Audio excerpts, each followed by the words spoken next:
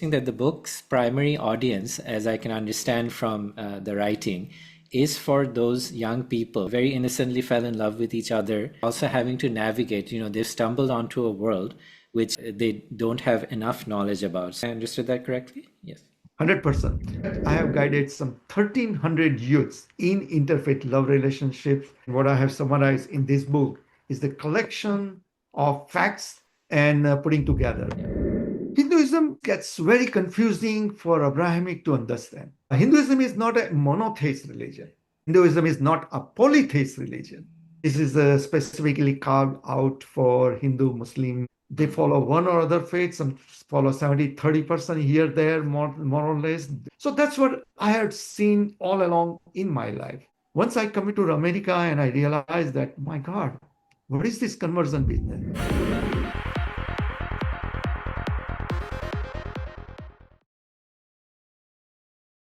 So, hi everybody, welcome to another episode of Book Café Podcast. I'm your host Omar Nizam, and in today's episode, we will be talking about this book right here in my hands entitled Hindu-Muslim Marriage, Difficulties and Reconciliations by Dr. Dilip Amin.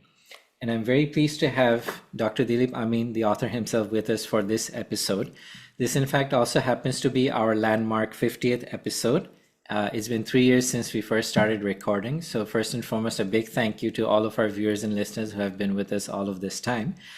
Be sure to subscribe to the channel and continue to spread the word about Book Café Podcast. And with your support, I'm quite sure that we can reach 100 episodes and beyond. But as far as today goes, let me first do my due diligence by welcoming the author himself, Dr. Dilip Amin. Hi Dilip ji, namaste, salam alaikum. How are you? I'm doing great. Thank you for this invitation and congratulations for reaching to your 50th mark. Thank you so much, Dilip. So it's a pleasure to have you with us for our landmark episode. So obviously we know each other. We've been in communication and contact through mutual friends for a couple of years now. So I'm very excited to have read your book and to be able to have this opportunity to discuss it with you. But Dilipji, before we talk about the book, we here at Book Cafe Podcast love to know about our authors just as much as we love to know about the book or the books we are discussing. So with your permission, do please tell us a little bit more about yourself, especially your ethnic and your religious background, what you do for a living, and in fact, anything at all that you'd like to share with us. Great. I'm a Hindu. I have a last name Amin, which is a Muslim name. That is because in 1902, so that's 220 years before, my great-grandfather saved the life of a Muslim king, and that's why I carry that Amin last name and a pluralistic blood, as you can see. Oh. Born in Gujarat, India, came to USA some 47, 48 years before, and I'm a scientist. For 42 years, I have spent time in discovering new medicines. I have 6 patents, some 23 scientific publications. So I use my scientific knowledge in my interfaith work. Anything I say, I support it with data. I like to have these clear citations. And for that, I have guided some 1,300 youths in interfaith love relationships. And what I'm saying and what I have summarized in this book is the collection of all those facts and putting together. And you can see, I have published some 5 books on it. Again, I can say that I'm the only person who has taken interest in this Dharmic, Abrahamic marriages and dating and marriages. And I'm glad I'm service to the society. Indeed. And of course, I absolutely love your background. And not only do I like your background, but I also love the background that you're standing in front of right now, because I can see your books. One of the book that we're discussing today, but you also have another book next to you, which I believe is called Interfaith Marriage, Share and Respect with Equality. Just for clarity, what is the difference between that book, which I believe you wrote earlier, and the new book which you have published, which came out this year? So tell us about that first. Yeah, in 2017, I published the first book, which encompasses all different faiths, including a lot more on Christianity too. And this is specifically carved out for Hindu, Muslim, and with a lot of new information. Indeed. So this is a more focused book, and I believe that the two are related in the sense that so the first one is more generalized for interfaith relations between people of all different religious backgrounds, but this one is specific to Hindu-Muslim marriage. We will, of course, come to exactly why that is also done. But you mentioned something else in your answer, Dilipji, so which I would like to first help to define for the sake of our audience who may not have read the book yet.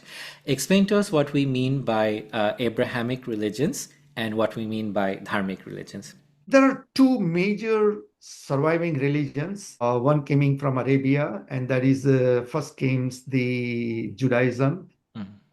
Later came Jesus, and after that, Bible was written. And then later came Muhammad, and Quran was revealed. So those three, maybe three different religions, but they carry more or less a lot of similarities between them. They believe in the same God, and so many similarities there. Versus there are four Dharmic faiths, and that is Hinduism, then came Buddhism, Jainism, and last came is Sikhism. Again, those are four independent religions, but all of them ultimately, one time they were all Hindus, and ultimately they start following one or other one.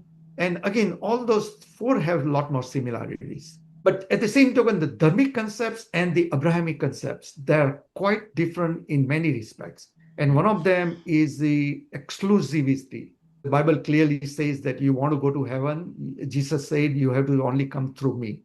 You have to be baptized only if you want to go to Jesus on the judgment day. And you will see so many signs in America, all over roads, that Jesus saves. What they mean to say that you better get baptized, you still have time. And then later on come Islam, and Islam was there theologically speaking, but historically, the Quran was Quran was revealed, and that is again Muslim believes that Islam is a true faith. In Quran, several ways it says that whatever the Christian teaching, that is Jesus is a human form of God, and that is not acceptable. So those are three exclusivity, faith, and there is a clear reason. You have to be clearly make a difference that are you with us or against us? And meaning if you are Christian, then you must be baptized. Right. If you are Muslim, you have to take an Shahadat oath that yes, I am with God. And then once you are Muslim, you cannot say I am a Muslim Christian, meaning I am following Saturday, Sunday I'm going to church, and Friday I'm going to mosque. That's not a concept. Versus in Dharmic faiths, there is no distinction. If you ask me today that I want to convert to Hinduism, I say, I don't know. Why you want to convert to? Meaning that concept doesn't exist. And in India, I have seen Hindus and Muslims and Jains, and they are proud of their Hindu, Jains, and Sikhs and Buddhists. They are proud of their religion, but they never try to convert others. Yeah, you are there. Yeah, okay, be there. I will come to your gurudwaras, and I will come to Jain mandirs. I know many in Gujarat, many Hindu Jain marriages. They marry. Nobody asks for conversions ever. They follow one or other faith. Some follow 70-30% here, there, more or less. They go to gurudwaras and all that. So that's what I had seen all along in my life. Once I come to America and I realized that, my God, what is this conversion business? And I find it really, it just doesn't make sense to me. When you are in college, you start dating somebody from other faiths, and you'd say, Rara, yeah, I respect your faith and all that. And just before marriage, you say, now you have to change your religion. And still Hindus are in confused state that they think, oh, I love Jesus, no problem. I will convert to baptism, no problem. I will accept Jesus. In Hindus' mind, they says, well, I have 100 gods I've prayed to. Jesus, come on over, no problem. And they accept, and they promise the other Christian party or Muslim party that yes, I will accept Muhammad, I will accept Allah, and I will accept Bible. Except there, the other party will have says, now you have to give up your all 100 Hindu gods, and you have to stop being Hindu. And that's where the problem starts. Indeed. And that is a common problem in all interfaith dating. Dating goes fine. As soon Yeah. as the marriage comes, now you have to make up a decision, one or the other, not Right. both. Yes. So So in that's where the other, problem comes. indeed. So in other words, Dilip ji, what I can understand is that the Abrahamic faiths, which come from West Asia, they all have very strict parameters about who gets to be inside the club or outside of it. Whereas for the Dharmic faiths, it's a lot more fluid and there's no concept of conversion because these are not faiths that get proselytized or, preached to others. Whereas in the Bible, for example, in the New Testament, we have in the Gospel of Matthew, where it says that go and baptize all nations in the name of the Father, Son, and the Holy Ghost.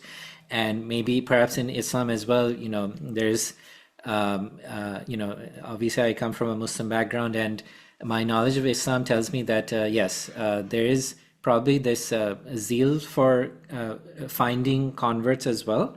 And just like Christianity itself, it's a very proselytizing faith.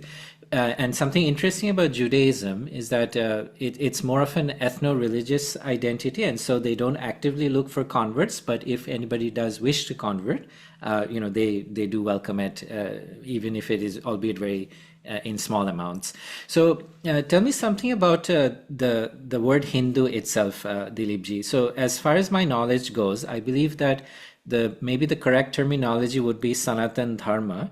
And perhaps Hindu is sort of like a misnomer because it refers to the people who live east of the Indus River. Maybe you can help shed some light on that? Yeah. Hinduism gets very confusing for Abrahamic to understand. It's a religion of liberty, I would say, liberty and freedom. I can pray to whoever God I want to. The fundamental Hindu concept of God, who is God, is the major difference. If I say namaste, what I am saying, I'm explaining everything there. And Hinduism is not a monotheist religion. Hinduism is not a polytheist religion. But Hinduism is different. When you say I'm a monotheist, meaning God is there, I'm here. Two entities. Hinduism, all one. We are the God. Who is this person? You will say, well, that's Dilip. If I die, my dead body is sitting there. And same question asked to you, Umar, that who is this? You will say that was Dilip. Then what happened to Dilip? So the Dilip or who I am is not me, not my ears, eyes, and all that, but my soul, Atma. Atma is the right word. And that's a part of that God. So I'm a divine person. Then you may ask me that why then that rapist, murderer how can that be a divine person? Yes, right. That person is divine, except he forgot his divinity. Society's job is not to condemn him, but to bring realize him his inner divinity and bring him out back to the society. And so in that concept, if you see that when Hindus sees the Muslims or Christians or in interfaith love relationships, they don't see we are all same. You have books, I have my books and all that. And there is in a way, it's a truly pluralistic mindset. And Hindus will not have problem raising their children in two faiths, Hindus one day to mandir and other day to mosque, or to one day to Christians, church and all that. They will not have that problem.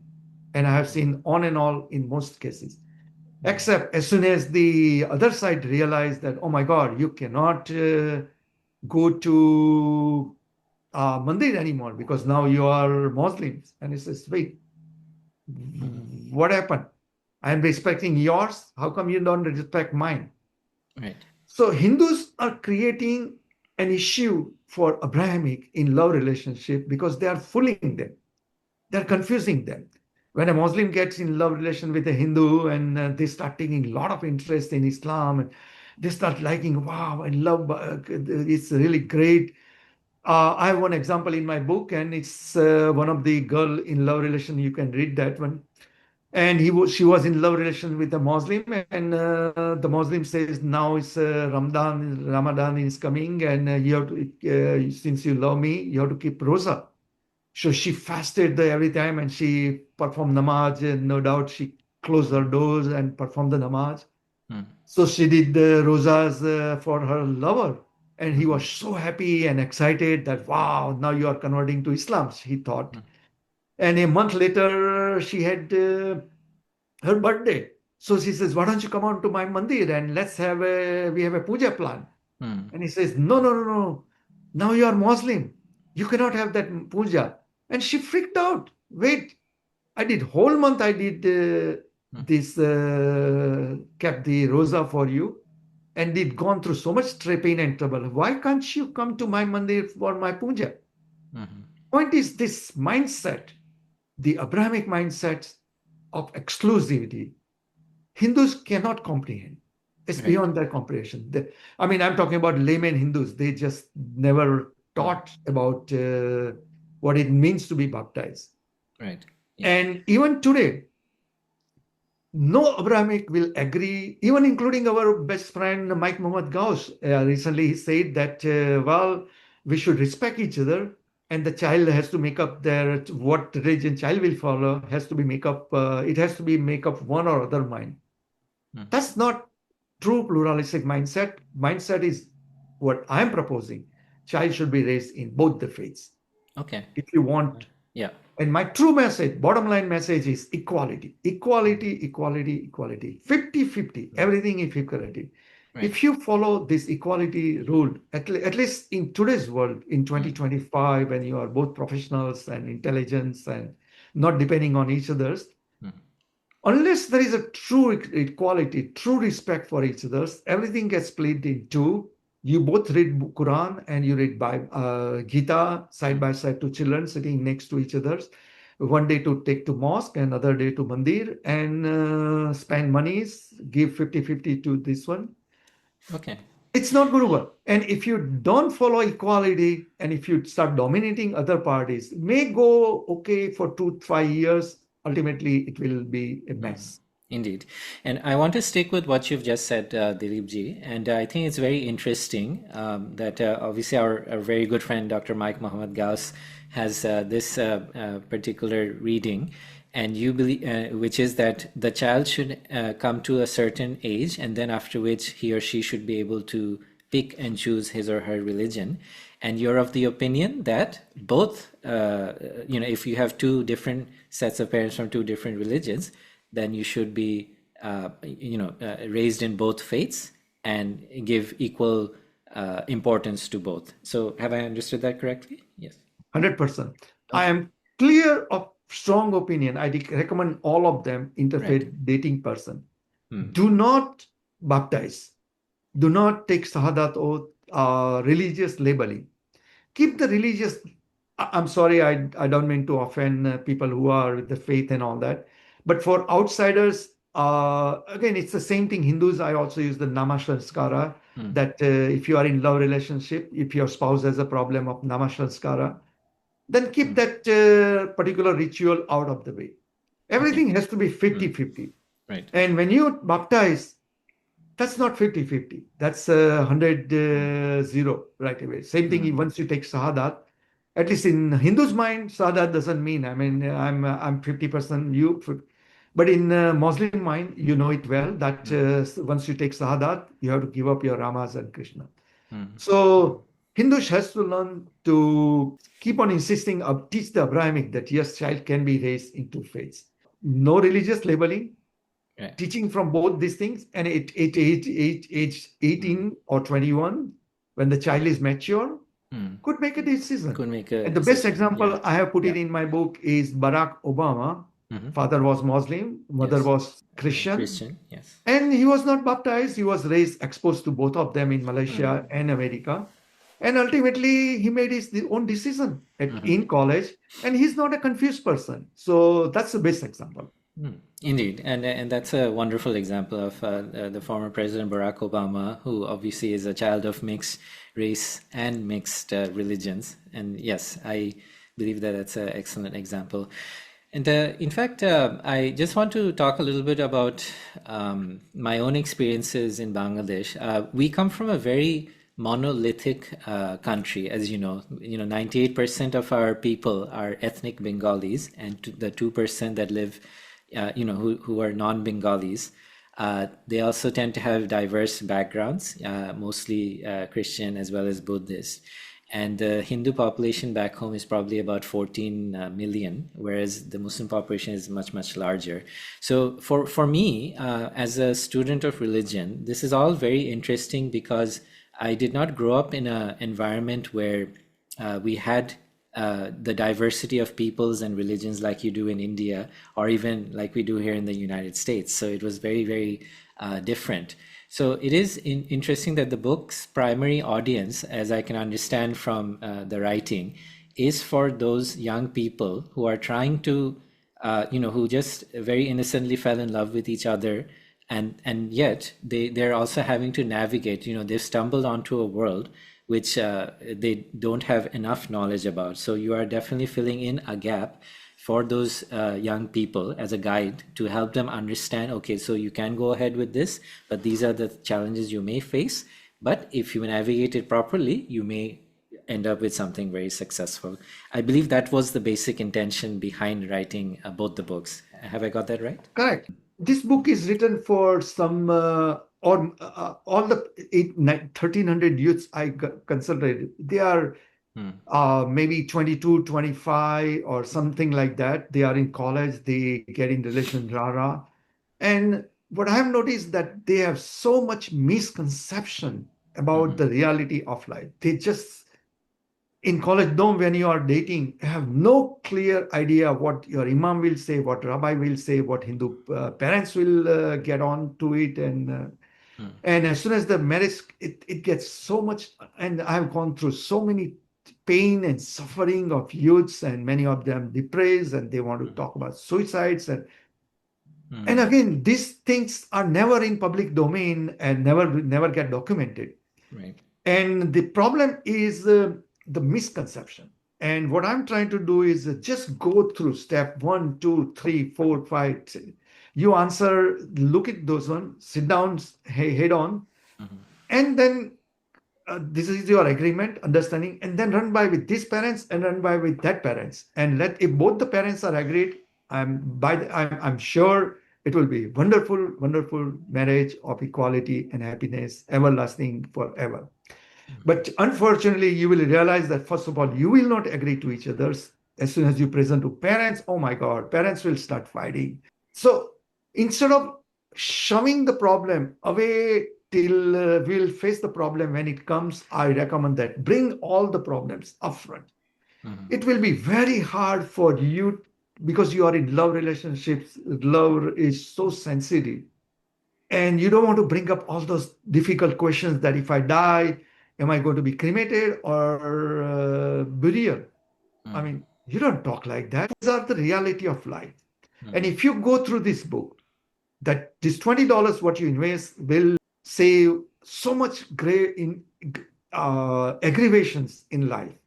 And you have to keep in mind that whatever you agreed has a clear consequences. Let's say you married 10 years down the road, you have 3 children, and now you are divorced. You are fighting with each other for child custody, and you are in front of court. And it's the American judge who has no reason to be partial to Hindu-Muslim marriage. But the judge will look at, okay, what is the agreement? And you say, yes, Hindu party has taken Shahada. Just, that means you both are Muslims, and this is a Muslim-Muslim marriage. Children should be raised Muslim, no question asked. Children custody should be only on Muslim side. And Hindu says, no. That's not what I'm still a Hindu. Judge says, no, you took Shahada. That's it, clear, done deal. And so point is, you don't realize what you're agreeing to it. And that's why if you read the book, read it very objectively. Yeah, of course. And I think that's a very good point because the nikah, as you mentioned, is the Hindu-Muslim marriage ceremony contract. It is a contract.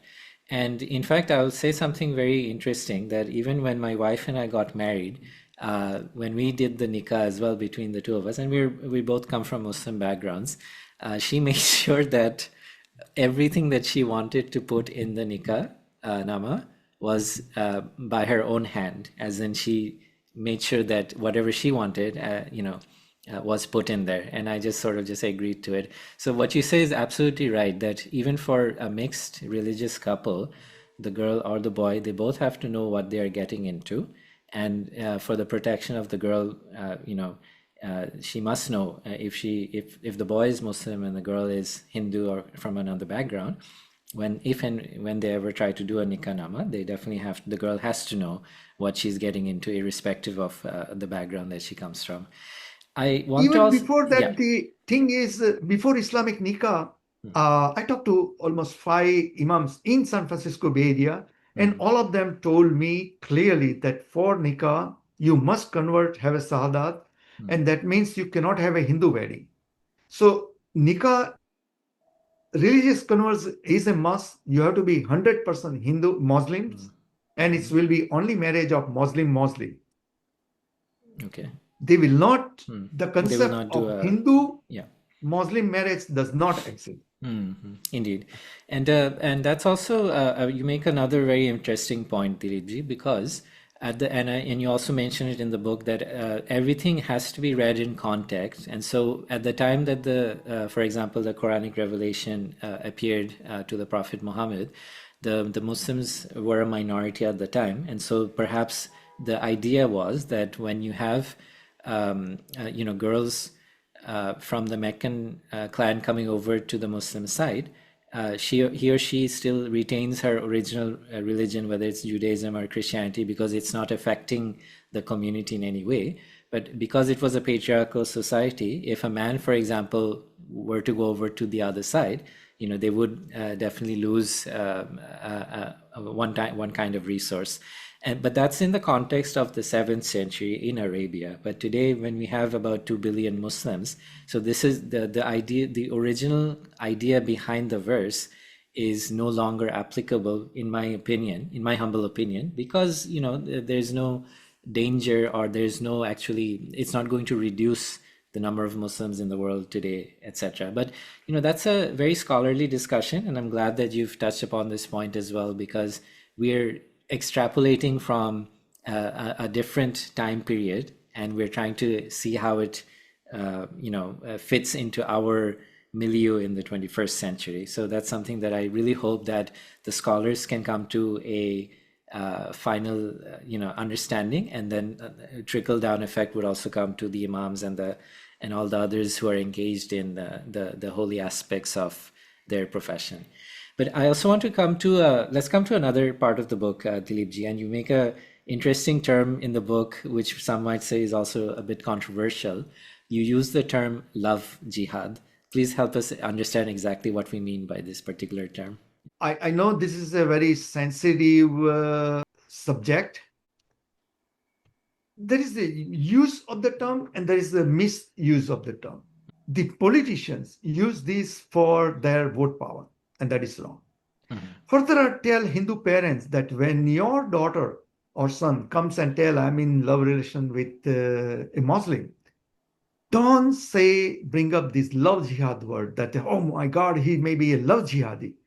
Because your son or daughter is in love relationship, they care for the other party and they know it's a nice person. And as soon as you use this derogatory term for the one they are in love relationship, it will really backfire on you. Do not use this word. So I'm definitely very careful using this word. Now, when to use the term? Again, if I am in an academic debate, scholarly discussions and all that, this is not the word to use. Ideal word to use is love proselytism, because as soon as you say love jihad, I mean, right away, you are, you are out to defame others. You try to make other feel bad. When is the right place to use it? Okay, you have to keep in mind that I am using it for, again, people who are 22, 25 in love relationships. They don't have any theological knowledge. They know the strict terms, and love jihad is one of the strict terms. And I am reading, let me read it from the book, what I am quoting it. Of course. The love jihad is used in a situation when a Muslim falls in love with a Hindu under the guise of true unconditional love. but later imposed Shahadat, and that is the religious conversion of Hindu to Islam. If that goal of conversion is not achieved, the Muslim will walk away cold-heartedly from the relationship. So you are in love relationships, and then you ask for religious conversion. Hindu party does not have any clue about it, and that is not fair. Further, in individual relationship, I consult this way that, okay, Hindu party comes, for example, came and they says, okay, is the other party is a Quran believer? And then the other party says, yes, the other party is a Quran believer. Well, that's great. They are Muslims. They're supposed to believe in Quran, nothing wrong with it. Then the Hindu party will say, well, they want me to convert because Quran 221 says that Muslim can only marry Muslims. You cannot marry to a kafir. And Hindus are not a believer, meaning Hindus are kafir. That's their interpretation. And that's why you have to convert to Islam for Islamic nikah. Yeah. Now, Quran 24:30 also says that you cannot be, and Zakir Naik has beautifully described that Muslim cannot fall in any romantic relationship. When Muslims see other boy or girl, they're supposed to lower their gaze and walk away from it. If that is the case, why this party is in love relations, romantic relations, love relationship for 1 to 10 years? And now when it comes to marriage, they says, please convert because of Quran. So meaning, my problem is the picking and choosing from Quran, ignoring 24:30, but following 221. At that time, the Hindu party should use this, the knee-jerk reaction. And you should say that, wait, why you did not told me all those when we are having such a romantic time all those years? Why are you asking? Are you a love jihadi or what? You know, when you use it this way at that time, immediately it will give a clearly reaction to the other party, realize that, oh my God, no, I am in a wrong mode. And there are many other options available. You don't have to convert. And they will find out ultimately what is right for them. So my point is, yes, that term, you can use it, misuse it. It's all depend what situation. And that's what I have summarized in my book. As a matter of fact, I wrote this article because Maha El Galini, she's Islamic Network Group's head. She wrote me that, Dilip, I have a problem with your use of the word Love-Jihad in my thing. And in reply to her, that's why I wrote this article for it. Indeed. And I have to confess, Dilip ji, I too was feeling a little uncomfortable with the term because it's such a loaded term and it has so many negative connotations to it. But I think that after you've explained it, that maybe love proselytization would be an alternative fit, and the fact that people can misuse the word. So yes, I'm so glad to hear that. But at the same token, I would say that if you are in love relationships for 1 to 10 years and you have invested so much, and all of a sudden the other party flipped the coin and then change the whole dynamic. Indeed. Yes, you have to use the word which really hits them. Fair enough. The word is very appropriate in that situation. Yeah, so fair enough. So in other words, I believe the underlying thing that you are trying to say here is that the boy should not dupe the girl in such a way that he promises one thing and then suddenly tries to pivot and take her in an alternative direction. So there has to be transparency right from the beginning. Correct.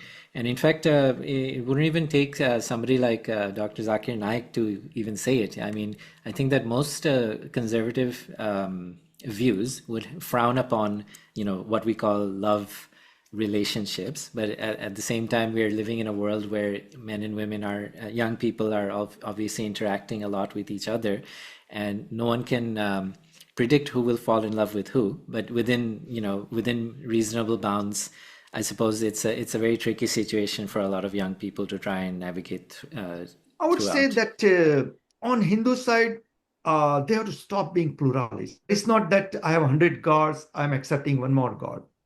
They have to understand that this is an exclusive mindset, meaning you are giving up what you are.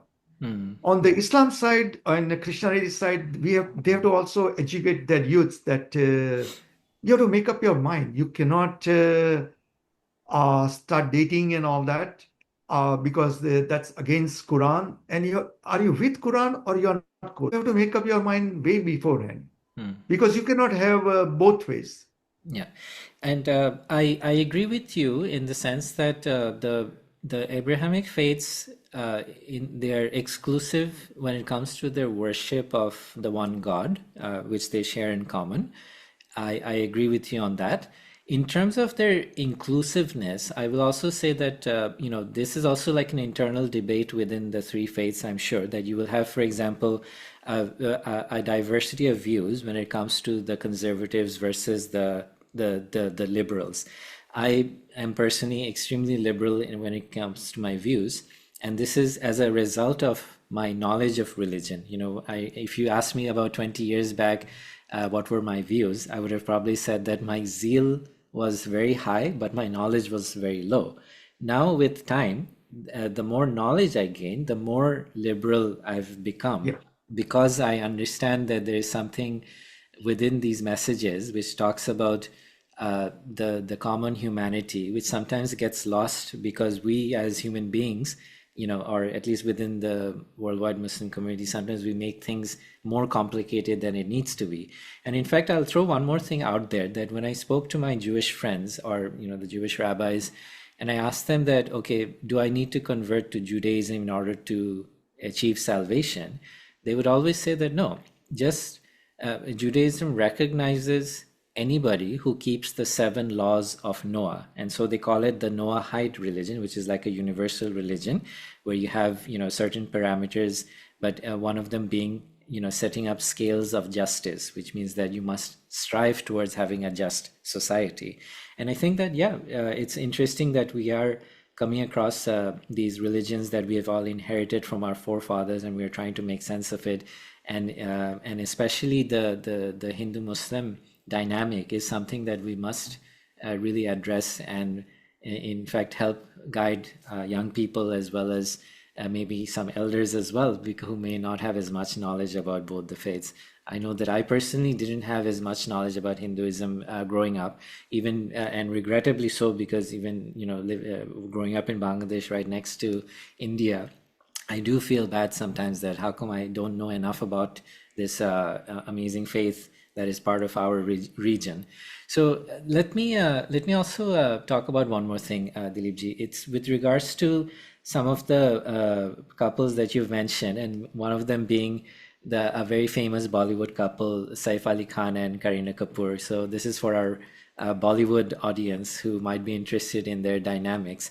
Tell us about Saif Ali Khan's evolution from when he was a youngster to his relationship now with Kareena Kapoor, and how has he evolved, or how has his family evolved or made interfaith relationships work? So please tell us a bit more about that. Saif Ali Khan, Kareena Kapoor, that's a really great example. There is a lot to learn out of it. And in my book, there are, when I published the book in 2007, Saif Ali Khan's and Kareena Kapoor's marriage, I say that's an exemplary marriage, interfaith marriage with equality. In 2017. Today, I would say differently. That things has changed. So Saif Ali Khan, mother is Sharmila Tagore. She was Hindu. She's not Hindu. She was Hindu, converted to marry Nawaba Patori, and raised the children 100% in Muslim names, raised as Muslims. Even Saif says in his own biography that they had only Muslim caretakers and only Islam. They never were allowed to go to Sarmila's Hindu parents' side and be part of any religious ceremony. So far, Saif is brought up and his families, everybody are Hindu. I mean, only Islam 100%, 0% Hinduism. So when Saif married to first wife, Amrita Singh, that's his word in one of the interviews, that come to the crux. And meaning she has to convert to Islam. She converted. Children have Muslim names and raised as a Muslim. Mm. So that's safe. Or that's actually true 90% of Muslims or 99% of Muslims situation today. Now she came to Kareena Kapoor. Probably she may be a different breed, and she says, "Hey, Bibu, I mean, wake up! What are you doing it?" And or Saif may have now reformed, realized person, and he says, "Okay." And in his interview, he's using the word, "Now I don't believe anymore," meaning I used to believe in conversions and all those. Now I don't believe it anymore. Right. So they married by civil marriage, and I was very happy. I said, that's a marriage of equality and share and respect with equality. That's very nice. And he said he is being part of some Hindu rituals and all that. Very nice. But as soon as their sons came, Jahangir and Taimur, I mean, that's really, really Muslim name. So Saif is intending to send a clear message that children are Muslim. Otherwise, he will not have at least one child's name, Hindu name, or some moderate name like Shamir, which is probably Hindu Muslim kind of name. Yeah. So Saif is clearly setting a trend that this is children will be Muslim, at least by name that way. So what Saif did it, that he did it a skip generation conversion. Kareena was difficult to convert, so let's keep Kareena, let's harvest the rest of the children to Islamic side, and that's very sad. So that's not a marriage. Whatever Saif did it is not an exemplary, and you should be really mindful. When you marry any Muslim, I'm telling Hindus that if you're marrying any Muslim, ask questions that what will be, first of all, if there is any religious conversion required, I will not convert, and I will die as a Hindu, and I will have a final Hindu cremations. What will be the name of children? And to be decided upfront. Will children be raised only taught from both faiths? And in discussion, make sure you decide the measurable points where you can really quantitate it. For example, cremation or burial, that's measurable. You can have only one or other way. Children's name, Taimur and Jahangir, that's measurable. He clearly sending a message. Going to one day to mandir or one day to mosque, that's not a measurable. You cannot quantitate it. So have a clear understanding and make a clear message that it's equality. Again, it will actually help a Muslim who is dating a Hindu. And that is, many times they are confused. They think that Hinduism is some wishy-washy religion. They just so many gods and some confused people. And many people even say that, again, derogatorily, that Hinduism is not even a religion. And actually, it is true. Word religion, re-ligare, realign with the God.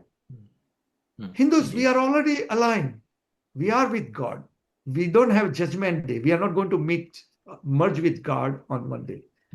So yes, religion name does not apply.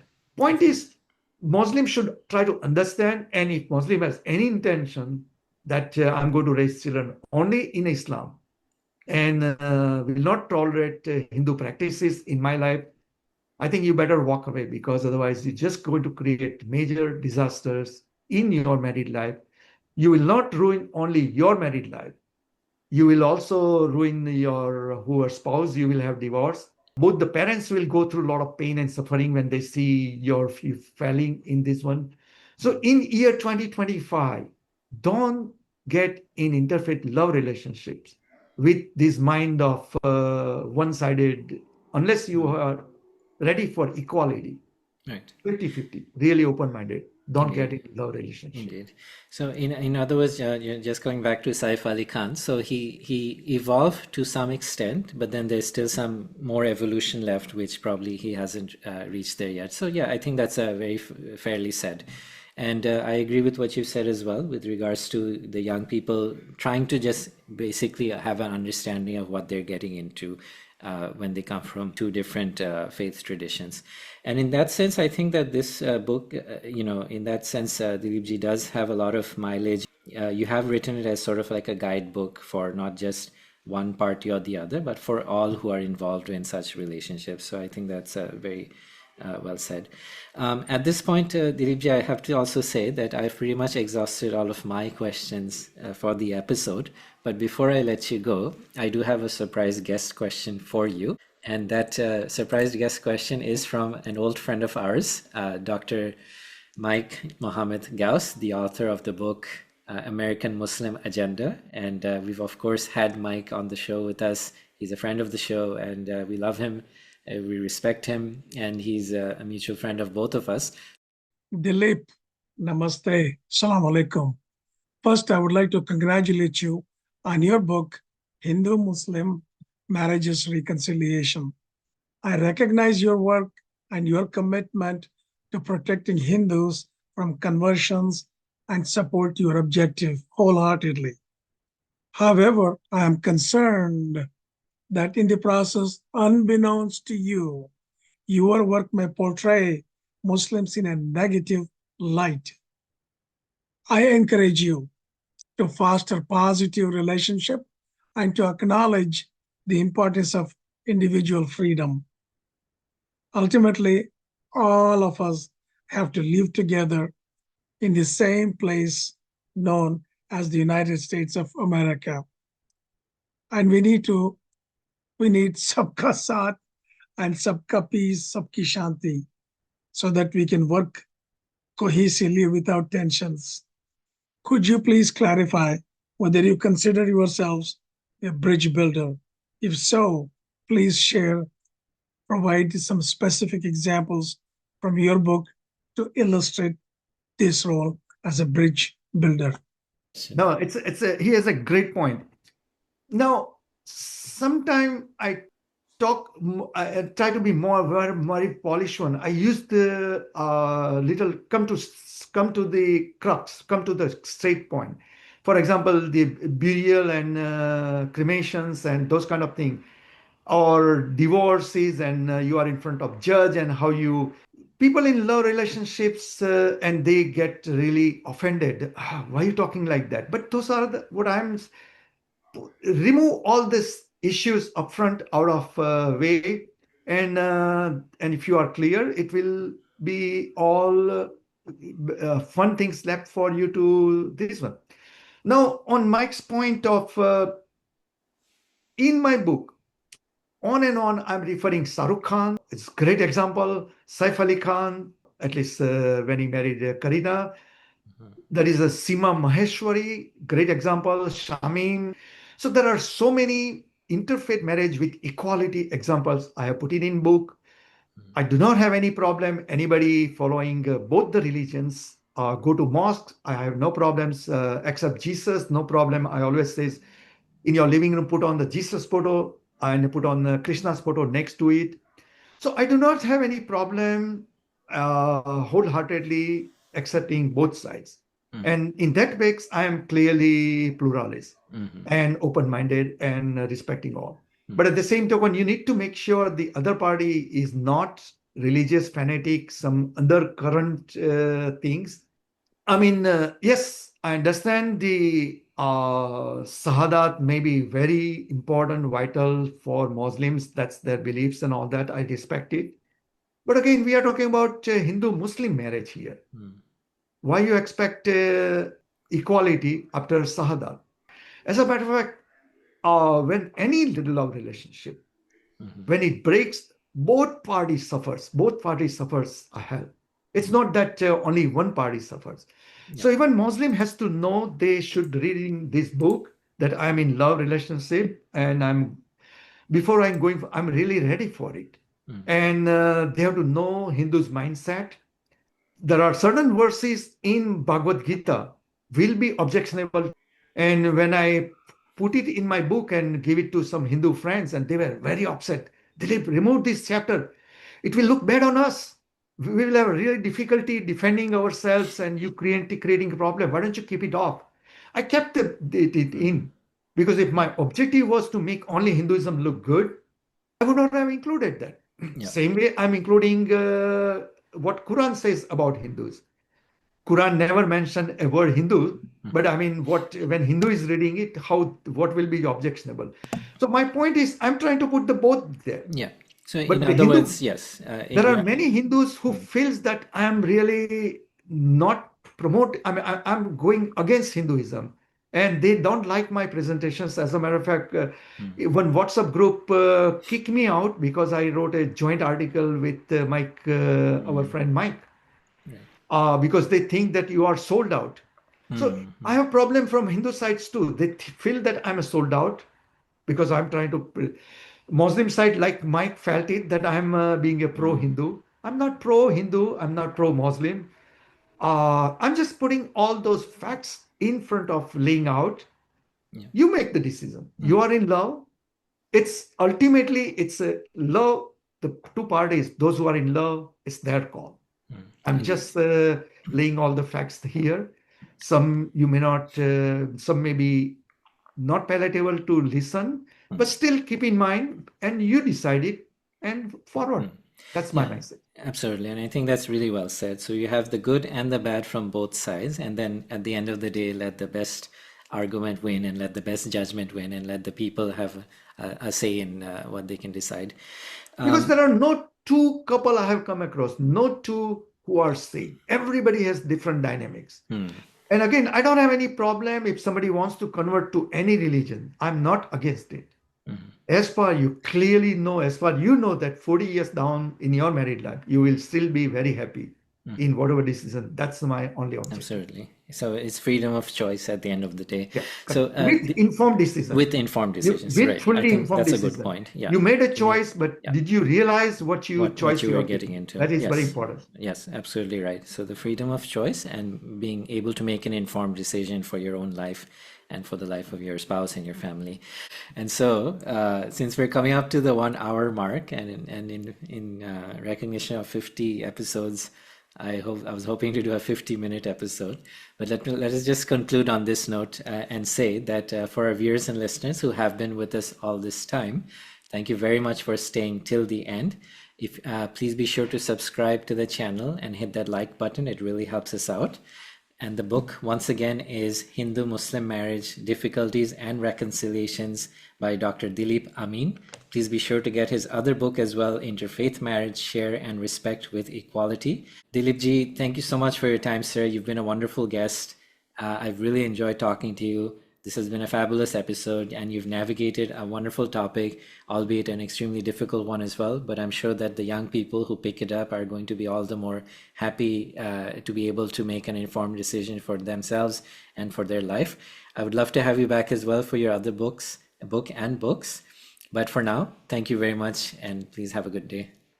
No, thank you very much, and keep up the great work. And to all the people in love relationship, I would recommend that definitely go through all those difficult questions, bring up all upfront, and make a fully informed decisions, and you will have a wonderful interfaith married life. Enjoy it. Thank you. Thank you. Yeah.